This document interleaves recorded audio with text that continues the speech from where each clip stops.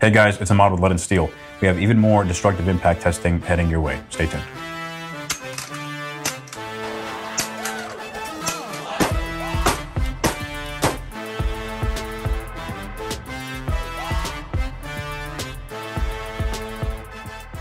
So why are we doing this? Well, frankly, the EOTech destructive testing video had some pretty good traction and people wanted to see how the LP-1 stacked up against some of the other more popular mailbox style optics out there.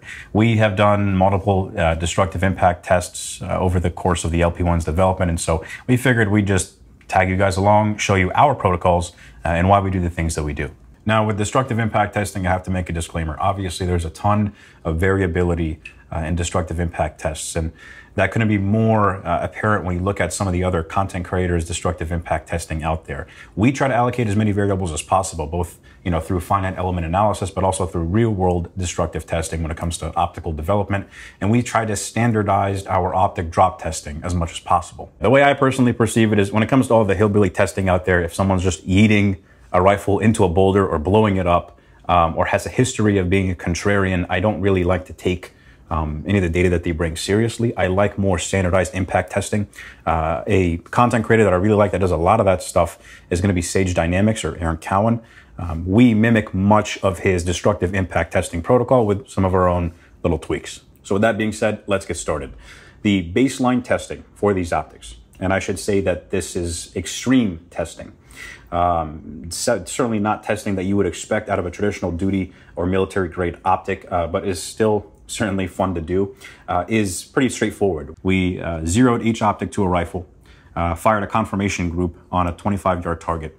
We unloaded the rifle, flipped it upside down, and dropped the rifle with the optic from a height of about 5.5 feet or shoulder height directly onto concrete. We'd sandwich the optic between the weight of the rifle and the concrete. This is the worst case scenario for destructive impact testing.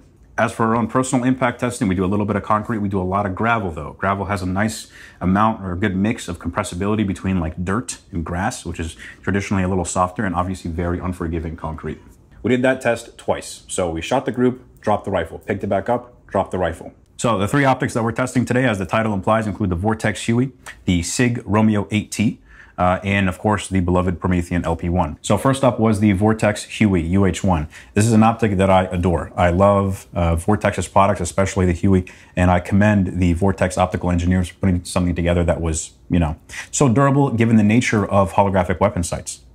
It's an excellent contender to the traditional EOTech EXPS series of holographic sights, and it obviously differs from your traditional LED red dots like the AT and our LP-1. But what surprised me the most about the UH1 were the results of the impact testing. This is my personal UH1. We've never done destructive impact testing on a Huey, and so I didn't know what to expect. Happy to say that the UH1 passed with almost or nearly flying colors. After the first impact, we had a slight crack in the objective lens there. And this is a bit of a faux objective lens. It's purely sacrificial. Holographic weapon sights don't need an objective or ocular lens. And so hypothetically, I could smash in this glass all day and still have a sight picture to look through with that glass missing. It's a neat feature of the holographic weapon sights, and obviously it's not something that you see on the LED red dots. So first impact cracked the objective a little bit. Second impact worsened it. We reattached it to the rifle and with the same ammunition fired a confirmation group. And I saw only the teeniest point of impact shift. It's one that's so small that I would personally consider user error.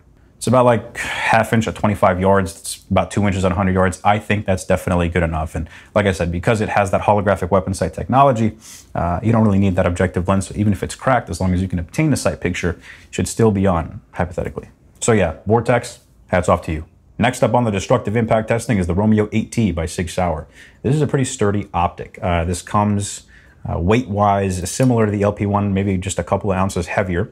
Has a window size that's a little smaller than the LP-1, and it has this steel shroud that bolts onto the sides of the optic, very similar to the LP-1. Now the AT goes about kinetic energy redirection in a slightly different way than the LP-1. You may think that these are similar as a result of the protective shrouds. They are similar in some ways, but also differ in some other ways. You'll notice that the ridges of the corners of the AT are raised. There is a utility patent on this by Trigicon, with the Trigicon RMR, and I assume SIG licensed said patent. When you raise the corners of the optical system, you allow the kinetic energy to impact just the corners and go straight down the walls or the sides of the housing and into the base of the optic and the rifle. This is a great way to mitigate kinetic energy, and it's one of the reasons why the Trijicon RMR is so awesome at being able to buff off some of that damage.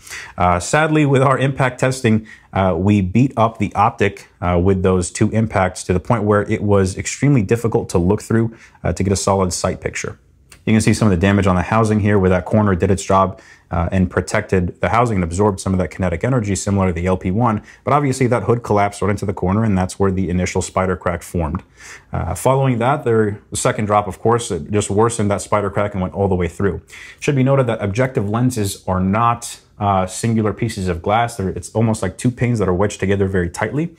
In between those panes are your anti-reflective coatings. And so the first pane in that objective is what cracked. If you look at the surface of the AT, you'll try to get a close up there of it. It's perfectly fine. It's just the internal aspect of the objective lens is what cracked all the way through. And that's how you contain, or rather keep, your anti-reflective coatings safe from the external environment from scratching them off. The LP-1 obviously utilizes similar technology for the objective lens as well as many other optics out there. It's almost standard operating procedure. But what isn't, obviously, is the way that we go with our kinetic energy redirection and absorption. The LP-1, as many of you know, the hood is made to collapse, right? It's more of a kind of like the crumple zone of your car, right? It's supposed to absorb the kinetic energy as the material deforms. The 8T does that similarly, but really only on the corners of the optic. There are little machined out holes on the very edges of the top of those posts. Because the housing is made of 7000 series aluminum, similar to the LP-1, those corners are going to collapse first before much of that kinetic energy gets distributed through the housing. It's a smart design, and I commend their engineers for that. Now, obviously, there was some structural damage to the housing of the 8T as well as the glass. How did it do when we mounted it back up to the rifle? Well, we saw a pretty drastic impact shift, point of impact, by about 12 MOA. That's about a foot at 100 yards, nearly taking you off target. Again, this is just a sample set of 1 unit. We torqued it back on using the included wrench and tried my best to get a sight picture through that cracked glass to get a consistent group size. And again, it's just the nature of the game when it comes to destructive impact testing. You can't mitigate everything.